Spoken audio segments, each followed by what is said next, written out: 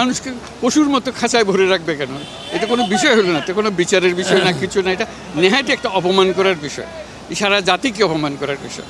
কাজে জাতীয় অপমান থেকে মুক্ত হতে চাই, সেই জন্য বললাম। এটা আমার বিষয় বলছি না, আমার বিষয় বলছি না, পুরোপুরি খাঁচাটাই, এই খাঁচাটাই বিলুপ্ত হয়ে যাওয়া উচিত। এটা কারোর জন্য প্রয়োগযোগ্য না। এবার এটা আদালতে রাখা মানেই হলো আমি তোমাকে অপমান করার জন্য এখানে বসছি, সেটার জন্য নিশ্চিত। এটা বিচারের জন্য এসছে, অপমান করার জন্য তো আসে। আজকে ওই খাঁচার ভেতরে আমাদেরকে ঢোকায় নেই, তো খাঁচার বিষয়টা আমি বারে বারে বলতে থাকবো। এটা জাতির প্রতি একটা মস্ত বড় অপমান। এই অপমান আমাদের সহ্য করা উচিত না।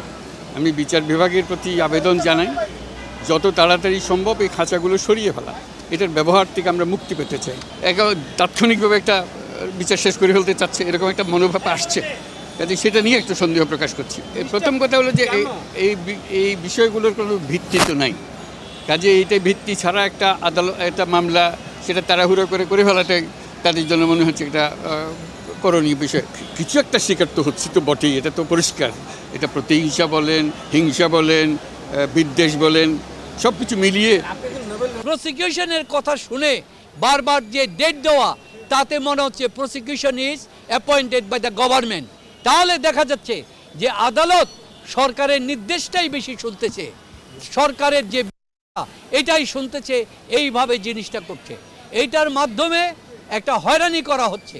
পরবর্তী ডেট দিয়েছেন আগামী 5 তারিখ, 5-8 তারিখ, অথচ ওনার অলিম্পিকের ডেট আছেন 14ই আগস্ট পর্যন্ত। একটা দেশের গর্ব, সারা পৃথিবীর মানুষ বিশ্ব অলিম্পিকের উদ্বোধন করার জন্য বাংলাদেশের একজন মানুষকে নিতে চায়। এটাও বন্ধ করে দিতে চায় যে তিনি যেন সেখানে যেতে না পারে। দেশের ইজ্জত, সম্মান, মান ইজ্জত সর্বনিম্নে ফেলার একটি চক্রান্ত হচ্ছে। তাই আমরা কোর্টকে বলেছি, আপনি যদি মনে করেন এই তাড়াতাড়ি করতে হবে, তাহলে আপনি মামলাটা এখানে দিয়ে দেন।